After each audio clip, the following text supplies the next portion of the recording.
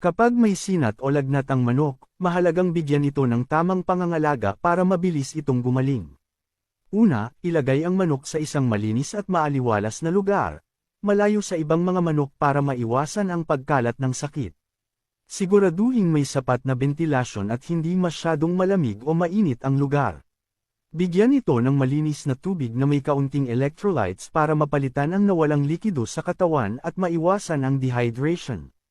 Kung may iniinom na bitamina o supplement ang manok, ipagpatuloy ito para mapalakas ang immune system nito. Obserbahan ang manok para sa ibang sintomas tulad ng panghihina, kawalan ng gana sa pagkain, o mabagal na paggalaw. Kapag hindi bumubuti ang kalagayan nito sa loob ng 24 hanggang 48 oras, kumonsulta na sa isang veterinaryo para sa tamang diagnosis at gamutan.